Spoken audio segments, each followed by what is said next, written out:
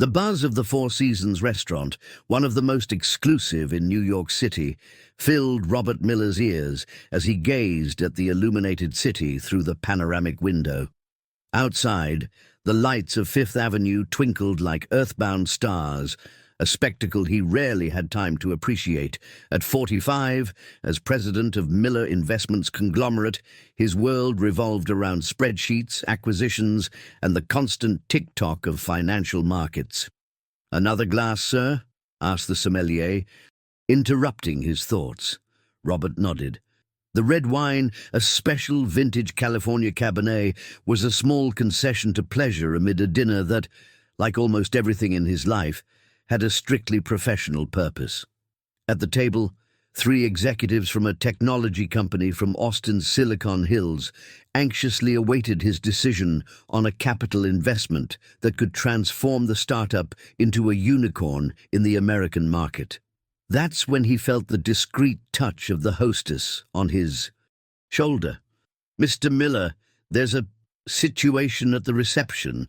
A woman with a child insists on seeing you. Says it's urgent." Robert frowned. He had no close family in New York and certainly wasn't expecting visitors in the middle of a crucial negotiation. "Tell her I'm busy. Have her make an appointment with my secretary." The hostess hesitated. "The girl, she has a note. Said it's very important and won't leave without speaking to you." Intrigued and slightly irritated, Robert excused himself from the table and walked to the restaurant lobby. There, he found a middle-aged woman with a severe expression, holding the hand of a girl of approximately 8 years old. The little one, with long, silky blonde hair framing a face that caused him a strange and immediate discomfort due to its familiarity, was holding a colorful backpack with Central Park prints. "Mr. Miller," the woman began, her voice carrying a slight southern accent. "I'm Mrs. Thompson, social worker. This is Emma." The girl raised her eyes to Robert, eyes of a deep blue that he knew too well, eyes that belonged to another time, another life. With small, trembling hands, she extended a crumpled envelope. Inside, a letter written in impeccable handwriting, as familiar as it was painful. "Robert, if you're reading this, it means I'm gone. This is Emma, our daughter. She only has you now. Sarah." Time seemed to freeze in that Italian marble foyer. The restaurant's buzz disappeared. The city lights paled. All Robert could see were those eyes. Sarah's eyes, the woman he had left 15 years ago in Charleston, when ambition spoke louder than his heart.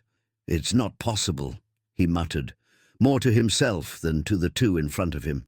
"Unfortunately, Sarah passed away 3 days ago. Cancer. She fought for 2 years," explained Mrs. Thompson in a neutral voice, years of profession making her capable of delivering devastating news without showing emotion. "The girl has no other relatives. Either you take custody, or we'll have to place her in the adoption system." Emma remained silent, holding her backpack firmly, as if it were a shield against the world that had just collapsed. There were no tears in her eyes, only a silent determination that Robert immediately recognized, the same determination that had taken him to the top of the American business world. "Mrs. Thompson said you're my father," she finally spoke, her voice small but firm. "Mom showed me your photos in her album. She said, you were very busy building important things." The words pierced Robert like a sharp blade. Sarah had never told him about the pregnancy, had never demanded anything, had never interrupted his meteoric rise. Suddenly, the executives from Austin, the expensive wine, the $1 million acquisition, everything seemed insignificant before the eyes of that child. A child who carried his blood, a child who, until 3 days ago, had a mother who loved her enough to spare her from the rejection of a father who chose ambition. "What would happen if you took Emma home tonight, just temporarily?"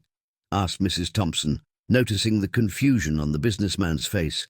"We have documents to sign, legal procedures to follow, but she needs a place to stay in the meantime." Robert looked at the girl again. What would you do at this moment? Would you tell the social worker to find another solution? Would you give money for someone else to take care of the child? Or would you feel that something stronger than logic prevented you from turning your back on those familiar eyes? "Give me the documents I need to sign," he finally replied, surprising himself. And so, on a Thursday night in New York City, Robert Miller's carefully constructed empire was invaded by a small revolutionary with golden hair and blue eyes who carried the past he had tried so hard to forget. Robert's duplex penthouse in the Upper East Side suddenly seemed too empty and silent, despite its 6,000 square feet of impeccable luxury. Emma sat timidly on the edge of the Italian leather sofa, her feet barely touching the imported travertine marble floor. She looked like a doll out of place in a house worthy of an interior design magazine. "Do you live alone in this castle?" she asked, looking around with wide eyes. Robert couldn't help but smile at the expression. "Castle? That's what Mom called places too big for few people," Emma explained, clutching her backpack to her chest. "Yes, I live alone," he answered, suddenly realizing how empty his life was, despite the opulence. Born in a suburb of Chicago, Robert Miller had built his empire from scratch, with fierce determination and an almost supernatural ability to make difficult decisions without blinking. At 20, he dropped out of business school to open his first business. At 25, he was already running a small finance company. At 30, when he met Sarah during a vacation in Charleston, he was already a known name in the financial market. Sarah Davis was his perfect antithesis. An art teacher at a public school, passionate about colors, music, and popular traditions. Their meeting during a Charleston Heritage Festival was like a clash of universes. He, calculating and pragmatic. She, spontaneous and vibrant. With her long blonde hair and crystalline blue eyes, Sarah seemed to bring with her the luminosity of the southern sky. For 3 months, Robert allowed himself to live a love story that defied all logic of his meticulously planned existence, until the opportunity for a merger with an international bank arose, requiring his move to New York and exclusive dedication. Sarah refused to leave her students, her historic city, her life full of meaning for a relationship with a man who, as she gently pointed out on their last night together, loved the idea of conquering the world more than the possibility of building a home. "Can I see the rest of the castle?" Emma's voice brought him back to the present. "Of course," Robert replied, trying to sound natural, as if guiding a child through the apartment was part of his routine. "Let's prepare a room for you." The apartment had 3 suites besides the master, all impeccably decorated and completely impersonal. Robert opened the door to the suite closest to his. "Will this do?" Emma entered timidly. The room, with light grey walls and minimalist decor, looked like an extension of a decoration catalogue. "It has no colour," she observed, placing her backpack on the king-size bed. "Mum said rooms need to have the colour of the dreams of whoever sleeps in them." Robert felt a pang in his chest. Sarah and her theories about how the world should be more colourful, more human. "We can buy colourful things tomorrow," he offered, not quite knowing how to behave. "What do you like?" Emma opened a shy smile, the first since she arrived. "I like blue, like the Charleston Sea, and yellow like the sunflowers that Mom planted on our porch." At that moment, Robert's cell phone vibrated. It was Michael, his right-hand man at the company, probably wanting to know what had happened with the abandoned meeting at the Four Seasons. "I need to make a call," he said, leaving the room. "Feel free to explore." In the hallway, Robert answered the phone while observing through the half-open door the small figure of Emma taking a well-worn storybook and a small stuffed elephant from her backpack. "Robert, what happened? The guys from Austin are confused. You just disappeared." Michael's voice sounded concerned. "A family emergency came up," Robert replied mechanically, still watching Emma arrange her few belongings. Family? You don't even have family in New York. Michael laughed, knowing his boss's solitary life. I have a daughter. The words escaped before he could contain them. I just found out I have an 8-year-old daughter.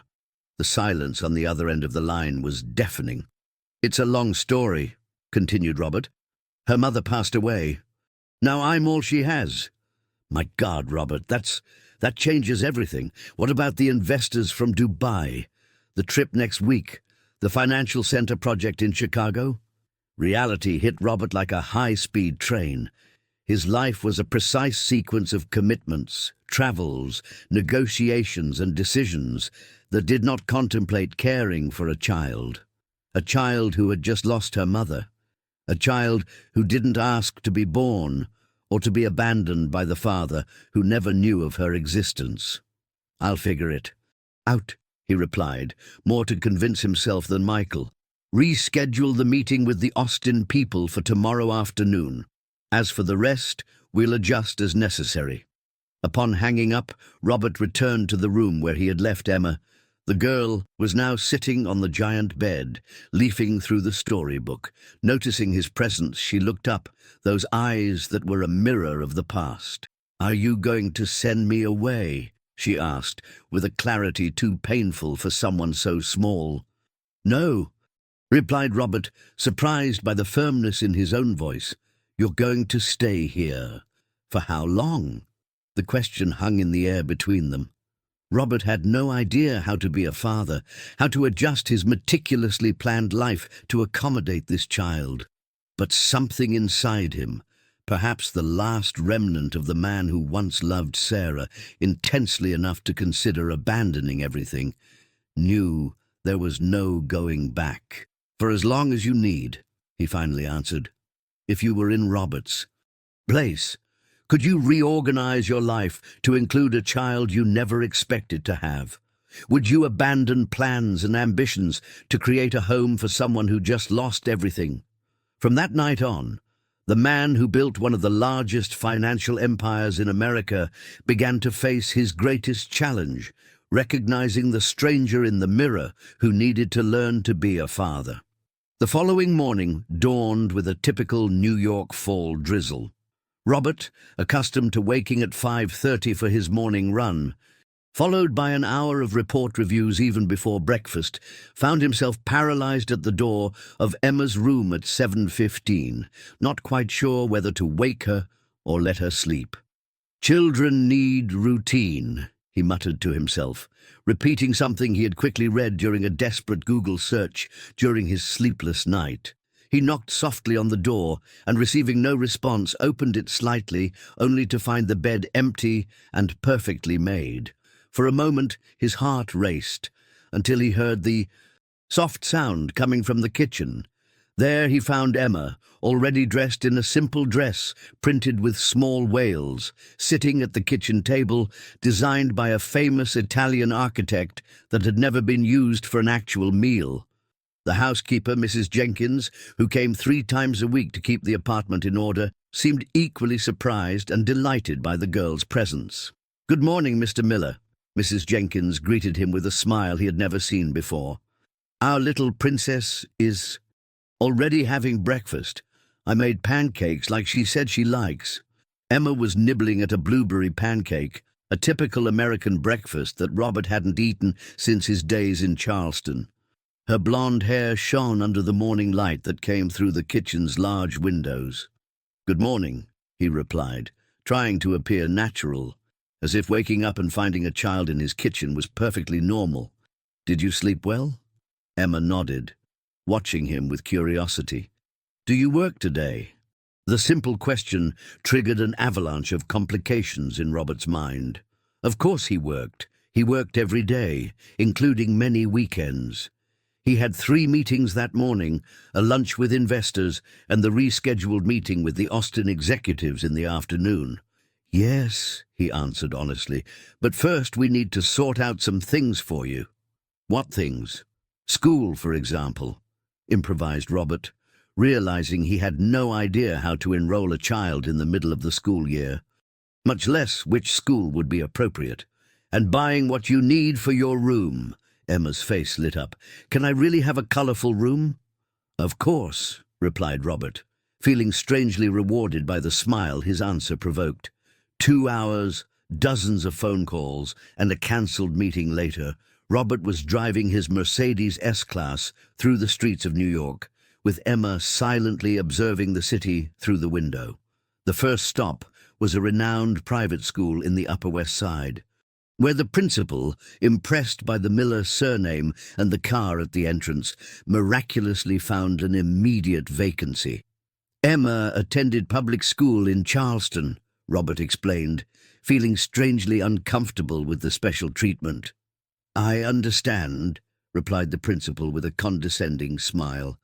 "We'll do an assessment to check if there are any gaps to fill." Emma, who remained quiet during the conversation, finally spoke. "I liked my school. Miss Johnson said I'm very good at math and science." Robert observed with surprise the assertive way the girl expressed herself. There was confidence in her small but firm voice, the same confidence he valued in his most valuable executives. "I'm sure you'll adapt quickly to our method," replied the principal, addressing Robert more than Emma herself. "Our children have Mandarin classes since first grade and coding starting from third." On the way to the next stop, a children's furniture store recommended by Jennifer, his executive, secretary who seemed inexplicably enthusiastic about the news of his newly discovered daughter, Robert noticed Emma's silence. "You didn't like the school?" The girl shrugged. "It's pretty. It looks like a mall." Robert couldn't help but smile. The school's tuition was equivalent to the monthly salary of many of his employees, but Emma had perfectly summarized the environment with her childish observation. "Do you mind studying there?" he asked, surprising himself with his genuine concern. "Mum said we can learn anywhere, as long as we have curiosity and respect," replied Emma, looking out the window as they passed through Madison Avenue, New York's financial center. "She taught art at a very poor school in Charleston, but her students won awards in competitions. She made magic with paint and recycled paper." Robert felt a lump in his throat. Sarah and her ability to see beauty where others saw only limitations. Sarah and her talent for transforming the ordinary into extraordinary. Sarah, who had left this world without giving him a chance to say that maybe, just maybe, she was right about him having chosen the wrong path 15 years ago. "Your mother was a very special person," was all he could say. "I know," Emma replied simply. "That's why she said you're special too, even though you were always too busy to visit." The words hit Robert like a punch to the stomach. Sarah had created a narrative to protect their daughter from the harsh truth. Her father wasn't too busy to visit. He simply didn't know she existed because he had chosen a life that didn't include family. "We're here," he abruptly announced, parking in front of a sophisticated children's decoration store on Madison Avenue. The following hours were a surreal experience for Robert. While his cell phone incessantly vibrated with urgent messages and emails, he found himself seriously discussing the merits of different shades of blue for the walls, the crucial importance of having a moon-shaped lamp, and whether a reading chair should be in the shape of a shell or a cloud. Emma, initially shy, was gradually revealing her tastes and preferences. To Robert's surprise, she didn't ask for anything extravagant. Just vivid colours, some books, and a space that resembled the sky and sea. "In Charleston, from my room window, I could see a little piece of the ocean," she explained, while choosing a turquoise-blue bedspread. "The ocean helped me sleep." "Do you miss Charleston?" asked Robert, realizing too late the painful obviousness of the answer. Emma stared at him with wisdom, far beyond her 8 years. "I miss Mom. The place doesn't matter so much if we have those we love nearby." At that moment, Robert's cell phone rang again. It was Michael reminding him of the meeting with the Austin executives in an hour. "I need to go to the office," he said, suddenly divided between the newly discovered responsibility and the empire he had meticulously built over 2 decades. "It's okay." replied Emma with a resignation that broke his heart. Clearly, she was used to adults who had priorities more important than her company. Robert made an impulsive decision. "Do you want to see where I work?" Emma's blue eyes widened. "Can I really?" 30 minutes later, little Emma crossed the imposing lobby of the Miller Building on Wall Street, firmly holding Robert's hand. Employees who had never seen the feared CEO show any sign of human affection watched open-mouthed at the unusual scene. In the exclusive elevator that led to the top floor, a young executive tried to start a conversation about quarterly reports, only to be silenced by a discreet gesture from Robert. Jennifer, the efficient secretary who managed Robert's professional life with military precision, waited at the reception with a genuine smile. "You must be Emma. What beautiful hair you have," she greeted, bending down to be at the girl's height. "Your father has told me so much about you." Robert raised an eyebrow. At the blatant lie, he had mentioned Emma's existence only that morning, but appreciated the effort. "The meeting room is ready, and I ordered a special snack for our guest," continued Jennifer, winking at Emma as if they shared a secret. For a moment, Robert hesitated. Would it be appropriate to bring a child to a business meeting? What would his partners and clients think? But before he could reconsider, Michael appeared in the hallway. "So, this is the famous Emma. Nice to meet you. I'm Michael, your father's friend." To Robert's surprise, Michael, normally a ruthless executive focused exclusively on results, bent down and offered his hand to Emma with enviable naturalness. Even more surprising was seeing his daughter smile and respond with ease. "Have they arrived?" asked Robert, referring to the Austin executives. "They're in the room, excited to resume yesterday's conversation," replied Michael before turning to Emma. "Your father is going to have a very important meeting. Now, how about visiting our technology room in the meantime? We have some cool robots there." Emma's face lit up. "Real robots?" "Real ones," assured Michael. "Our innovation team is developing robots to help people in hospitals." Robert felt a pang of, could it be jealousy, seeing the ease with which Michael communicated with Emma. "Do you have children?" he asked quietly, while Emma chatted animatedly with Jennifer about the robots.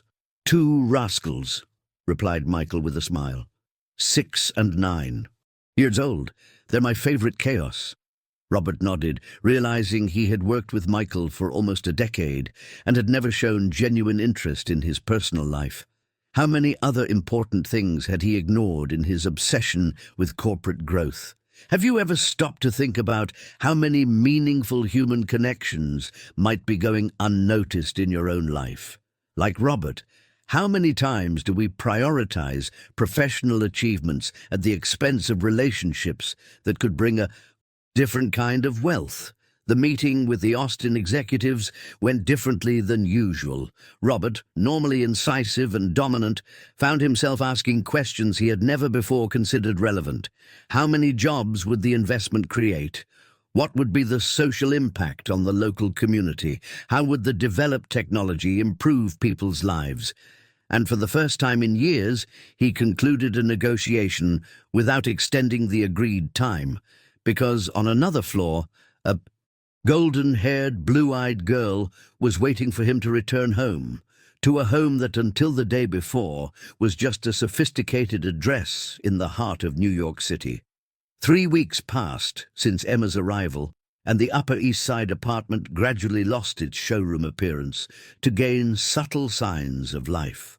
A colorful drawing fixed on the stainless steel refrigerator, a pair of children's sneakers in the entryway, a growing collection of books in the living room, previously occupied only by carefully selected contemporary artwork by an award-winning decorator.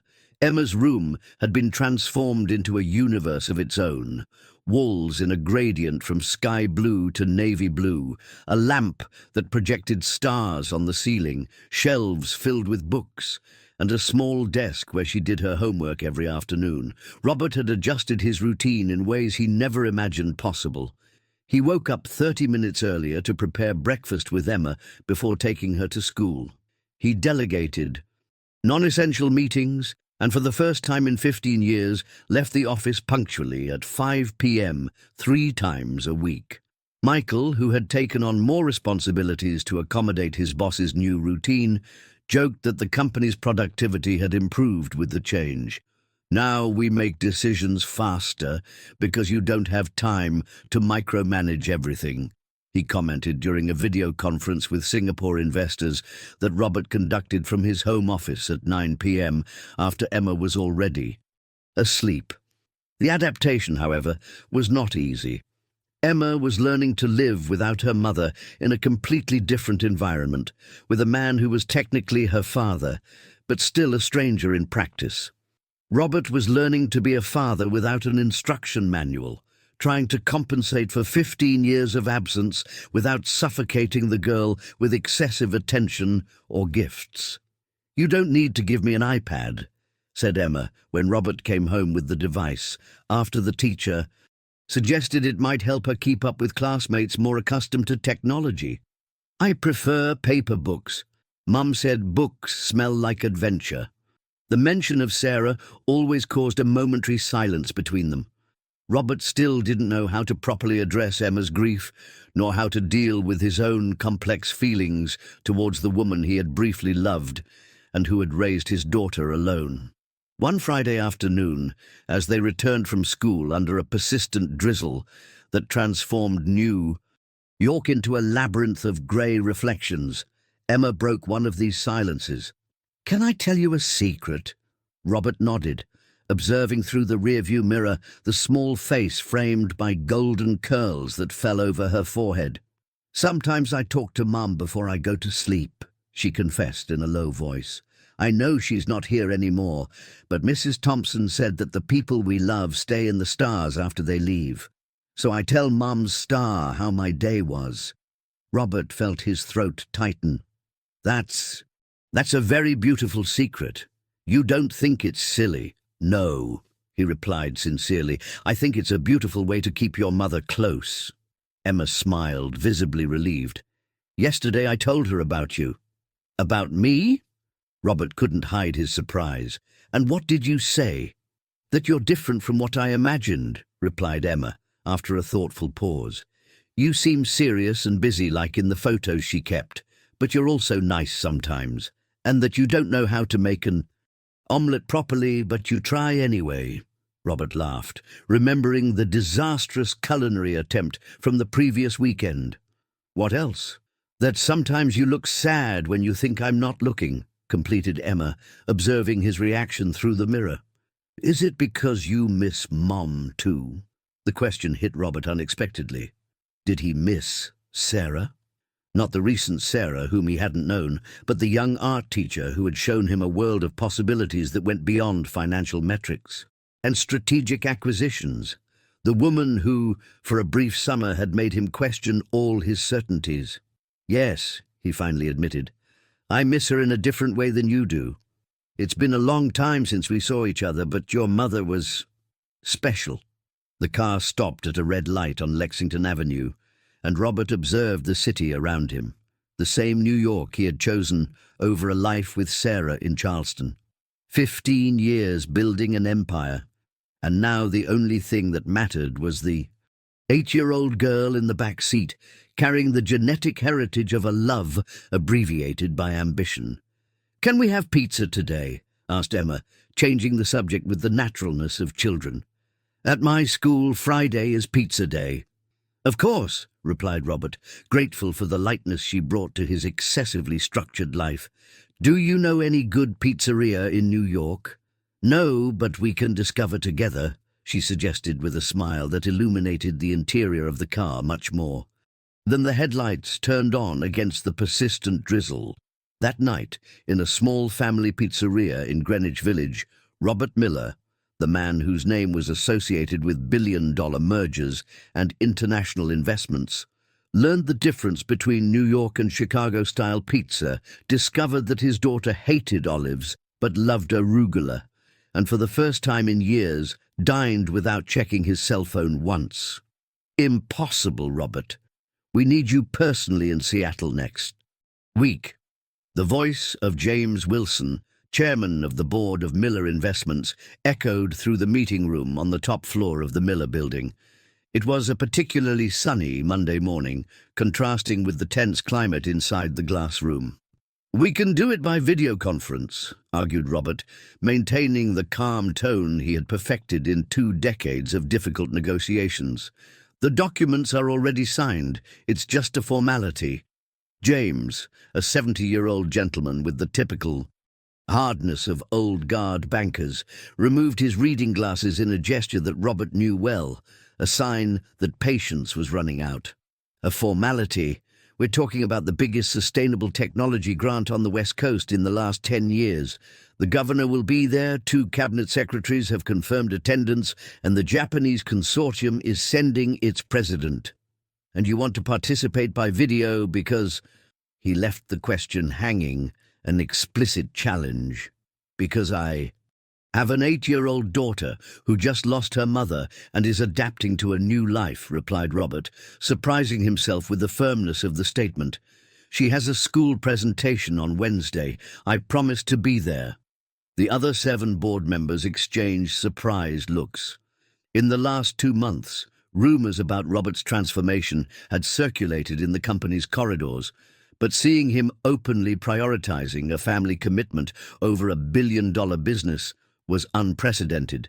Robert, the voice of Claire Adams, the only woman on the board and known for her glacial objectivity, cut through the uncomfortable silence. "We all understand your unusual personal situation, but you built this company by putting business first, always. And now, at the moment we're about to close the biggest deal in our history, you tell us you can't be present because your daughter has a school presentation." "An environmental preservation presentation, ironically," replied Robert, allowing himself a slight smile. "She's going to talk about the importance of the redwood forests." James sighed heavily, exchanging a significant look with Claire. "We can postpone the Seattle ceremony until Thursday," he finally offered. "You go to the girls' presentation on Wednesday and catch the first flight to Seattle the next morning." Robert nodded, recognizing the concession as the maximum he would get from the Conservative board. "I appreciate the understanding." As he left the room, he felt Claire's gaze burning his back. The relationship with the board member, who had once been his mentor in the company's early years, had considerably cooled since Emma's arrival. Claire had been the first to quietly question whether sudden fatherhood wouldn't be a dangerous distraction for the CEO of Miller Investments. In his office, Robert found 3 messages from Mrs. Thompson, the social worker responsible for Emma's case. After weeks of silence, she suddenly needed to discuss an urgent matter related to permanent custody. With a sigh, he returned the call while observing through the panoramic window the contours of the city he had chosen as the stage for his professional rise. New York stretched imposingly to the horizon, a forest of concrete and glass so different from the colorful hills of Charleston. "Mr. Miller," Mrs. Thompson's voice maintained her usual professional tone. "A situation has arisen that we need to discuss in person. Would it be possible for us to meet today?" "Any problem with the custody documents?" asked Robert, feeling a pang of concern. "I prefer to discuss in person. Could you come to our office at 2 p.m.? Robert reorganized his entire schedule, something that would have been unthinkable 3 months before, and punctually at 2 p.m. was at the modest social services office in downtown Manhattan. The contrast between that environment and his office on Wall Street couldn't be more striking. Worn furniture, noisy air conditioning, piles of cases on all available surfaces. Mrs. Thompson received him with a grave expression. At her side, a man of approximately 35 years, dark blonde hair, and intense green eyes that caused Robert immediate discomfort. They were the same eyes as Sarah, the same as Emma. "This is William Davis, Sarah's brother," introduced Mrs. Thompson. "He came from California as soon as he heard about his sister's death and is requesting custody of Emma." Robert felt as if the ground had disappeared beneath his feet. Brother? Sarah never mentioned having a brother. We had been estranged for years, replied William with a slight West Coast accent. We had disagreements when I moved to San Francisco. But that doesn't change the fact that I'm Emma's uncle, her only blood relative besides you, who has never been part of her life until now. The words, said with calculated calm, hit Robert like precise arrows. Emma is well adapted to my home, he argued, trying to maintain his composure. Moving her again would be traumatic after everything she's been through. More traumatic than living with a stranger who abandoned her pregnant mother, retorted William, a hard gleam in his eyes. I didn't know about the pregnancy, Robert defended himself, hating that he felt the need to justify himself. Sarah chose not to tell me. With good reasons, I imagine, replied William coldly. Listen, Mr. Miller, I'm not here to judge the past. I'm here because my niece lost her mother and deserves to grow up in a family environment with someone who shares her roots, her culture, her memories, not with a workaholic executive who probably hands her over to nannies and housekeepers most of the time.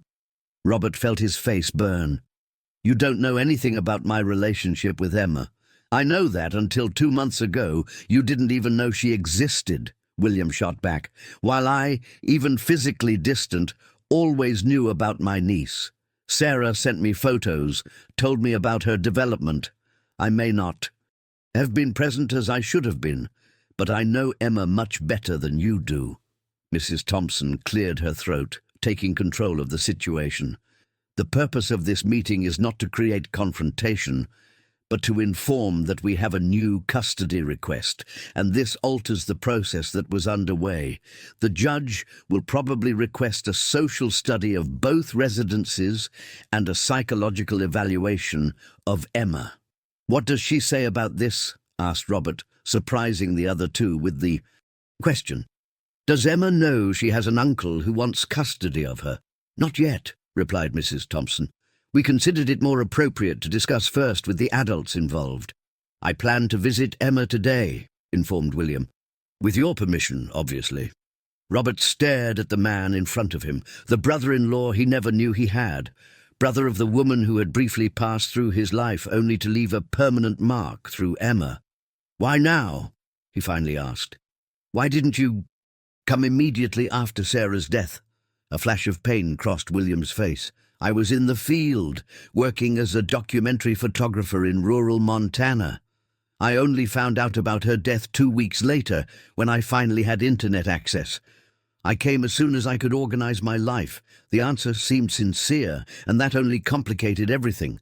Robert had begun to build a relationship with Emma, had reorganized his entire life to accommodate her, was learning to be a father. And now this. Man emerged, claiming deeper family ties. Emma is at school now, he finally said. I can pick her up at 5 p.m. and take her to my apartment. If you want to talk to her there, you can come by at 6 p.m. William nodded. Thank you for your understanding. Upon leaving for the polluted air of downtown Manhattan, Robert took out his phone and did something he rarely did. Called his personal lawyer, not the company's legal department. Marcus, I need you urgently. A situation has come up with my daughter. The scenario that Robert had begun to build so carefully, the colorful room, the new routine, the small rituals he had established with Emma, suddenly seemed as fragile as a sandcastle at high tide. If you were in Robert's place, how would you react to the emergence of this uncle? Would you fight for custody or consider what might be better for Emma, growing up with someone who shares her cultural roots and memories? The clock on the living room wall marked 6:05 p.m. when the apartment's doorbell rang.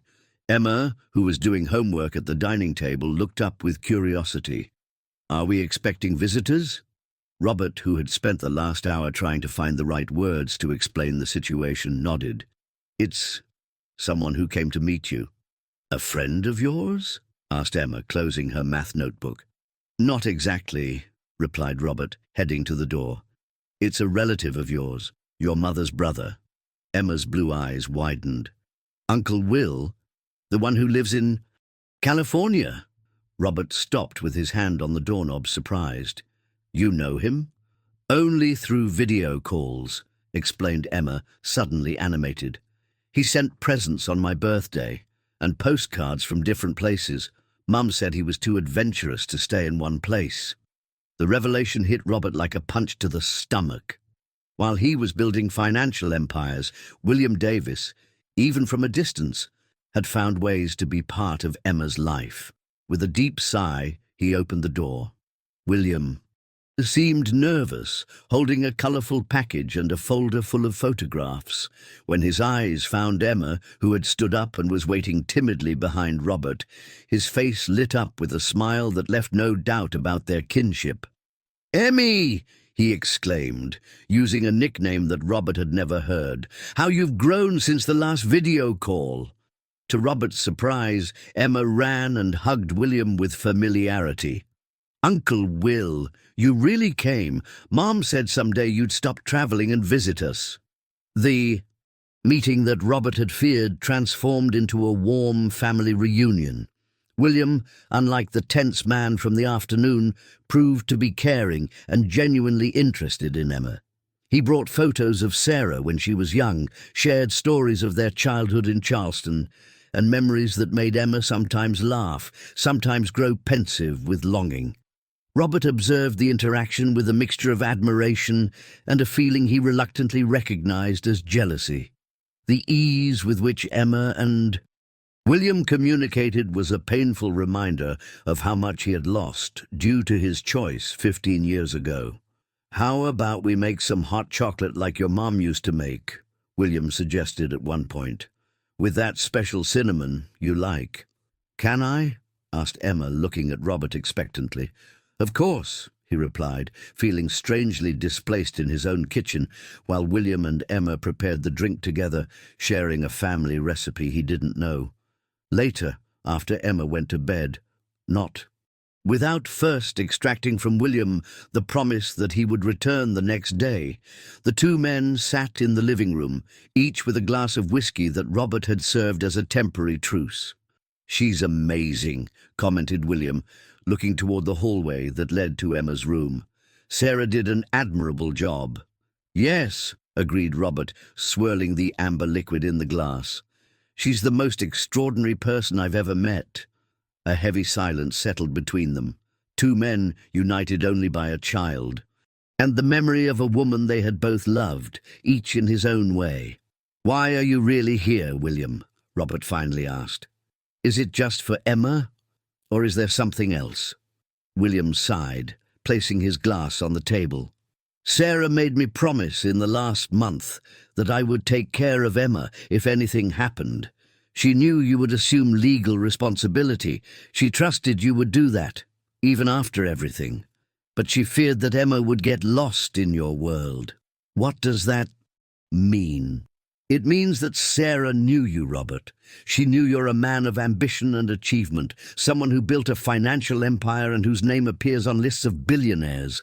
But she also knew that this world can be empty for a child like Emma." The words hit Robert with surgical precision because they carried a truth that he himself had begun to recognize in the past weeks.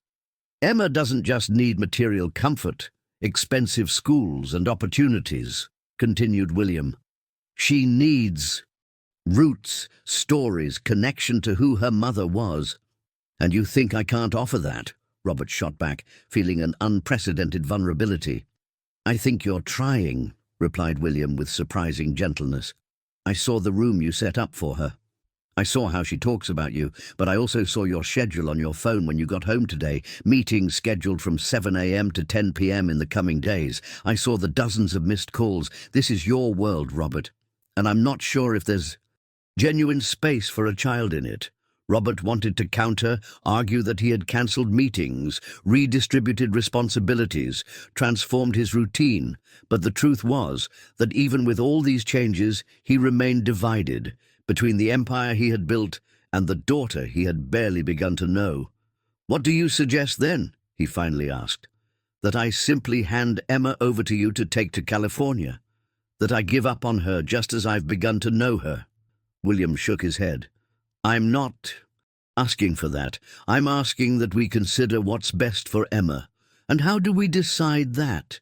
By talking to her, for starters, replied William. Emma is small, but she has strong opinions, like Sarah had. Maybe we should listen to her. The idea of asking an 8-year-old child who she preferred to live with seemed absurd to Robert. Important decisions were always made in boardrooms with risk analyses and strategic projections, but nothing in his previous experience had prepared him for this moment. I have another suggestion, said Robert after a long silence. You could stay in America, at least for a while, live here in New York. That way Emma would have us both. William stared at him, surprised. Are you inviting me to live here? Not in this apartment, clarified Robert with a slight smile, but I can arrange a place for you in the city. This way Emma would maintain the stability of school, the routine we've established, but would also have you nearby with all the memories and connections you can offer. And your work? Robert took a deep breath, facing the question he had avoided since Emma's arrival. What would he be willing to sacrifice for her? Some adjustments will be necessary, he admitted. But Miller Investments survived the 2008 crisis, the pandemic, and various political turbulences. It will survive a CEO who needs to be home by 7 p.m. to have dinner with his daughter. William studied him for a long moment, as if trying to determine the sincerity of his words. I provisionally accept your proposal, he finally said. I'll stay in New York for 3 months. We'll see how it works for Emma to have both of us nearby. After that, we'll reassess.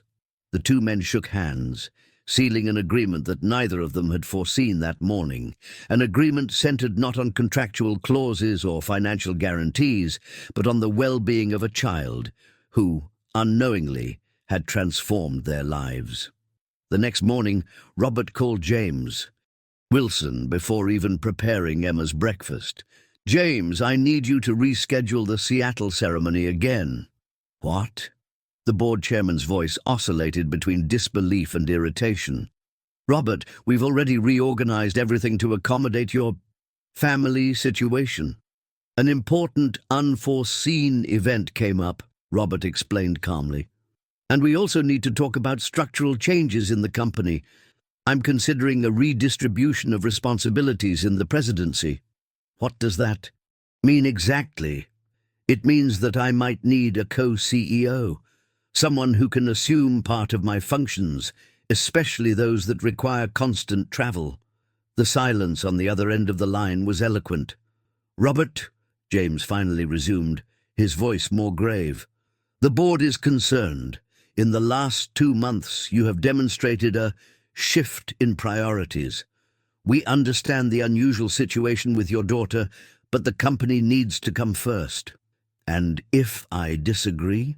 Asked Robert, surprising himself with the calm in his voice. And if I believe there are other priorities as or more important than the company, then we'll have a serious problem, replied James coldly. You built Miller Investments by placing it above everything and everyone. That's what brought us here. Changing that philosophy now could have consequences. What kind of consequences? The board might consider that you are no longer aligned with the company's interests, James answered directly, and take appropriate measures. The veiled threat hung in the air. Robert knew exactly what it meant. The board could vote to remove him from the CEO position if they considered he was no longer serving the company's interests. I understand, he replied. In that case, we'll indeed have a very important conversation at the next board meeting. Upon hanging up, Robert felt a strange lightness. For the first time in 2 decades, the prospect of losing his empire didn't fill him with dread. There were other things at stake now, things that Sarah had tried to show him 15 years ago and that Emma was finally making him see.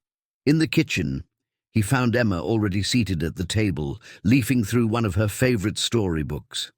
Her blonde hair shone under the morning light that came through the large windows. "Good morning," he greeted her, leaning over to kiss the top of his daughter's head. a gesture that had become natural in recent weeks. "Did you sleep well?"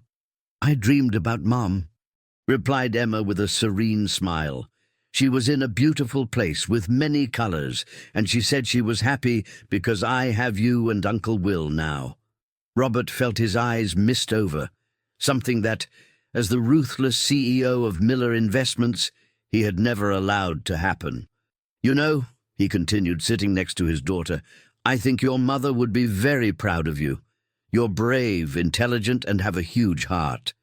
Emma smiled, that smile she had inherited from Sarah, and that illuminated the apartment much more than the morning sun coming through the windows.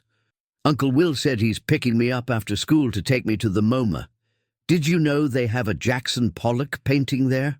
We're studying about him in art class." "I know," replied Robert. "Actually, I was thinking of going with you. I have some commitments in the morning, but I can reorganize my afternoon." Emma's eyes widened in surprise. "You're going to miss work?" "Not exactly," smiled Robert. "Let's say I'm learning to better balance the important things in life." That afternoon, an unusual scene took place at the Museum of Modern Art. Robert Miller, the feared CEO whose arrival normally caused apprehension in meeting rooms across the country, walked calmly through the museum corridors, listening attentively while his daughter explained, with the contagious enthusiasm of childhood, the vibrant colors and striking forms of Pollock's No. 1A, 1948.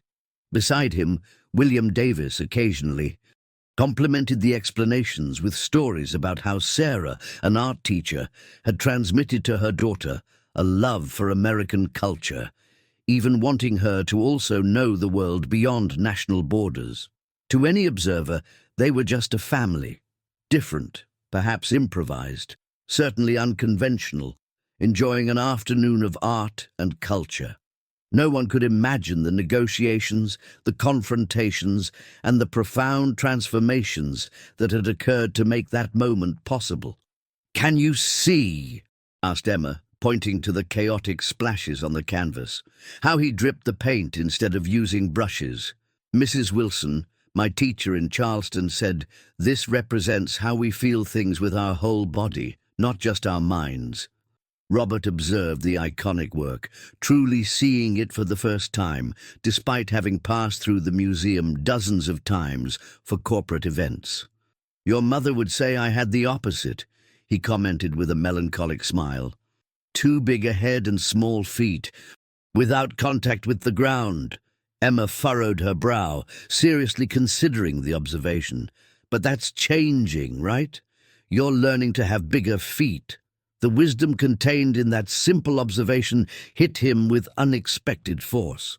Robert exchanged a glance with William, who nodded slightly, a gesture of recognition between two men who, despite their differences, had found a common purpose. "Yes," replied Robert, taking Emma's small hand in his. "I'm learning, and I have an excellent teacher." What would you learn, like Robert, if an unexpected turn of life forced you to question everything you've built and valued until now? What would be your true legacy, beyond professional achievements and material possessions?